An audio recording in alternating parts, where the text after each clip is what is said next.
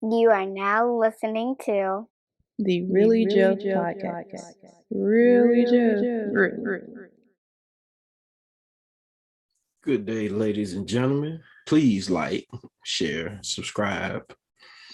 Most importantly, I hope you guys share this because it's really not too late for this case. A young man that was gunned down by the Vallejo police in California. But hopefully you guys will share this story because it's really not too late for him. You know, like there's still a chance that they can reopen the case. So if you share it, maybe you can, kind of force the hand of the, I think it's the district attorney in California to reopen this case, and, hopefully they'll get some resolution. But we're going to jump into it. Shooting death of a local rapper at a Taco Bell drive-thru. A new review of the case and whether Vallejo police officers should face charges. Good evening, I'm Elizabeth Cook. I'm Alan Martin. KPIX5's Don Lane live at the Vallejo Police Department with a report from the special prosecutor. Don?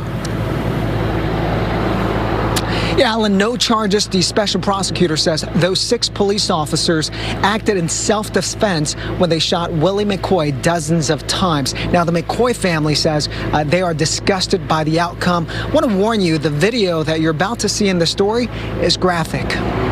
All 6. Driver is still unconscious. There's a gun on his lap. The special prosecutor tells me he reviewed all the police chest cam footage, interviewed the officers involved, and talked to witnesses. It was my conclusion that the officers' actions in this situation and scenario was justified. They all felt that they were in fear for their life. The shooting happened at a Vallejo Taco Bell drive-thru in 2019. Police say Willie McCoy had fallen asleep with a gun on his lap. Officers used their cars to block in McCoy's car and attempted to pull him out. I'm going to go in there, I'm going to grab that gun, and I'll yank him out. If he reaches for it, yep. But the doors were locked. The independent special prosecutor, Michael Ramos, is a former district attorney for San Bernardino County. The Solano County DA's office hired him to look into the shooting. He says as the officers try to come up with a new plan, McCoy woke up.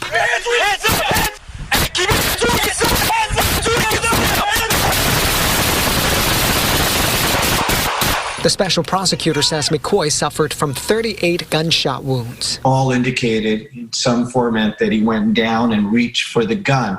In their mind, he was reaching for the gun. We still have never seen any footage that actually shows him reaching for a gun. You see him moving. Civil rights attorney Melissa Knoll represents the McCoy family. They're still, reeling with the shock and disgust and, just sort of the feeling that, that justice in America isn't necessarily meant for young black men. She says McCoy's race played a factor. If it wouldn't have applied to a middle-aged white person, in a suit, then it shouldn't have applied to William McCoy just because of the color of his skin or his age or his lifestyle. So, Don, the family says it's disgusted, but what are their next steps? Yeah, so their only hope is on the new state attorney general.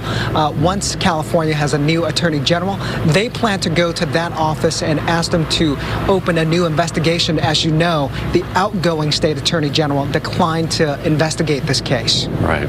All right. Darlene, thanks so much. The reason for the call was a welfare check of somebody being passed out at the wheel in I think it was a Taco Bell.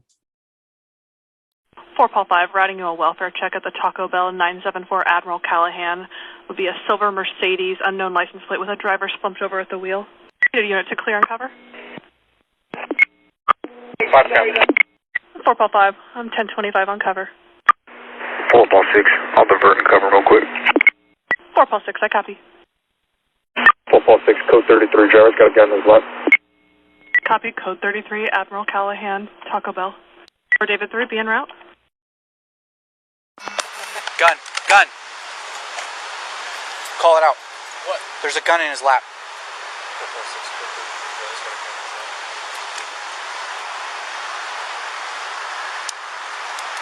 Hold it. Just hold it. I'm gonna bust that fucking window. See it? Right here. Yep. Cover down that way. Yeah. Door looks open. I'm gonna pull him out and snatch his ass. All right. So just from that clip right there, where's the welfare check? I mean, the man is asleep in the car, like sleep, like dead sleep. And I just didn't see what was the point of wanting to be so aggressive with somebody's sleep. Do me a favor, come around my back, make sure there's nobody in the back seat. It looks unlocked.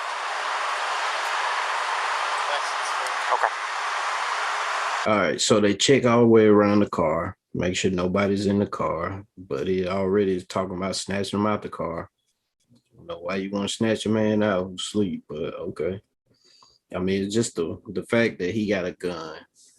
I mean, I've been sleeping in the car with a gun. I mean, being honest. The magazine's out, so if he shoots, he's only got one shot. He's got a gun in his lap. The magazine's half out, so he's only got one shot if he shoots.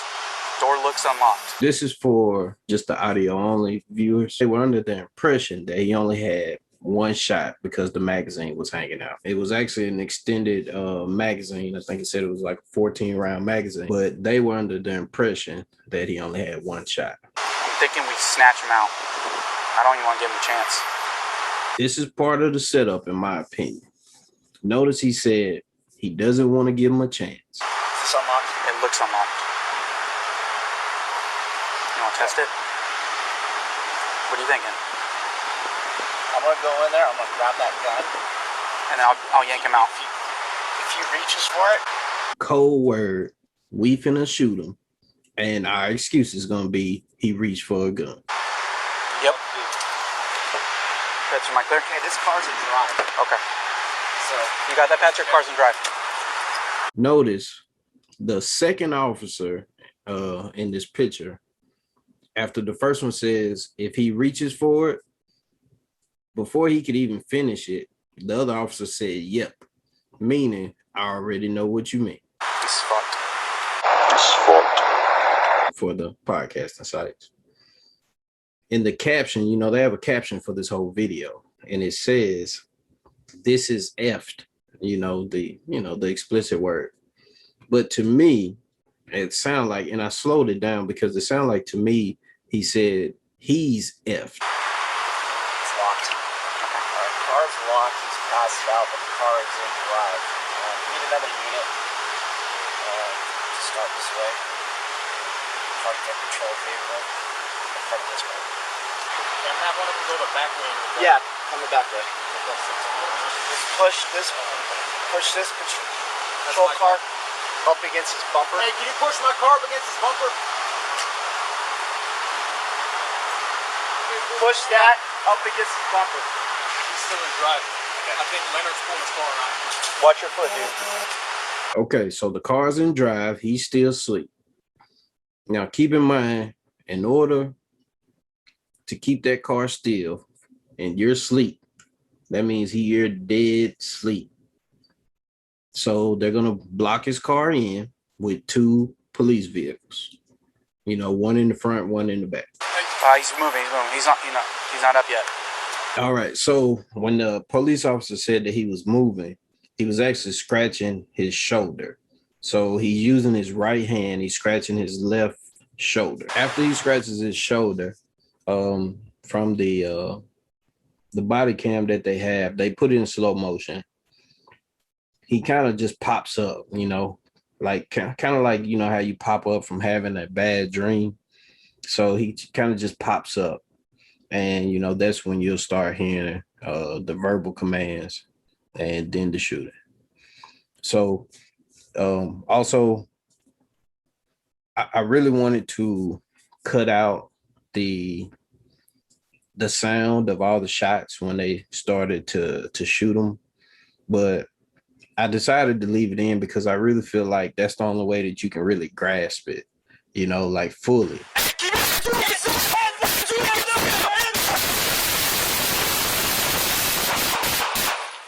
When he popped up, being honest, it looked like he didn't know where he was and he was trying to figure out what's going on. Keep in mind, they never identified themselves as police officers. And the cars that they used to block his car, the lights were not on. The simple fact that that man was shot 38 times and you were under the assumption he only had one shot is a bit excessive, if you ask me. All 6 shots fired. Officers are okay. Go ahead and get medical stage. We're going to get this guy in the custody. If you woke up and all you see is flashlights in your face, I think it would take you a little bit to kind of get yourself together. And where they say he reached for the gun, I didn't see him reaching for the gun. Even though I can't see the gun, it looks like he's reaching more to the floorboard. You know, looks like he's more like trying to stash a gun. Let me see your hands! Let me see your hands! Let me see your hands! Let me see your hands! Put your hands up! Show me your hands! Crossfire, crossfire! Crossfire! Officers are okay. Get medical stage. Let's get some cover, Mark. Hands! Is everybody good? Hands! Show me your hands! Anyone hit? Yep, we're good. I'm good. I'm good. Still moving. All officers are okay. He's moving. He's non-responsive. Show me your hands! Put your hands up! Hands! Everybody be very careful if you shoot again. There's a lot of us here.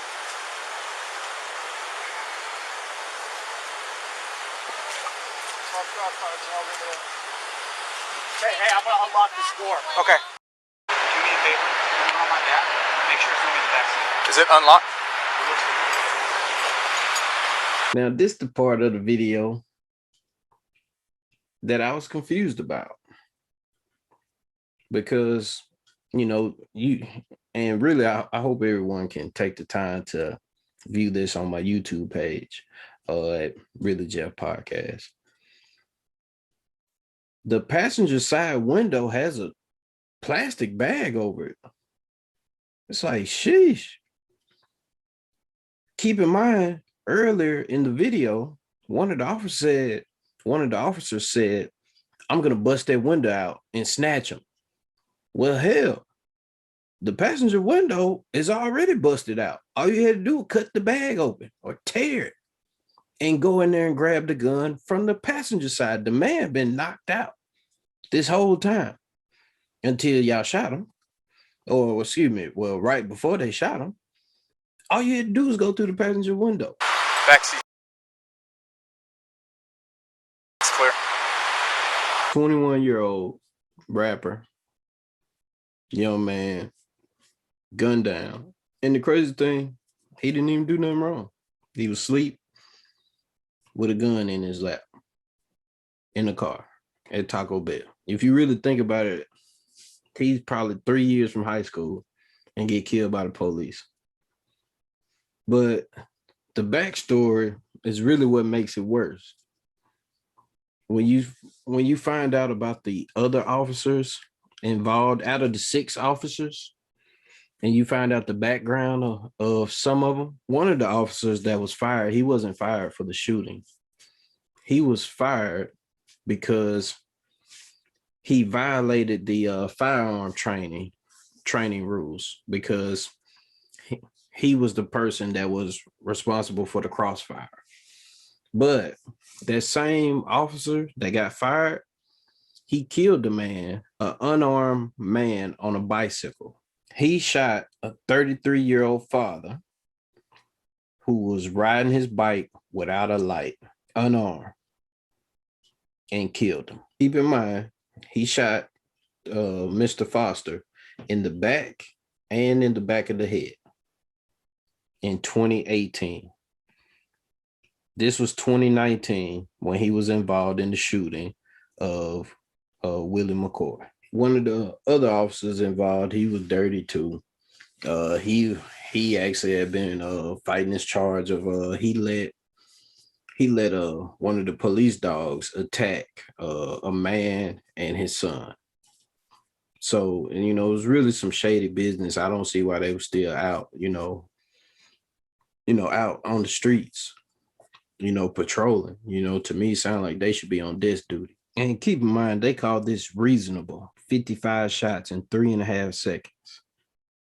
That's reasonable. Let me know what you think in the comments. Hopefully you like it, you share it, subscribe, and Till next time, we out.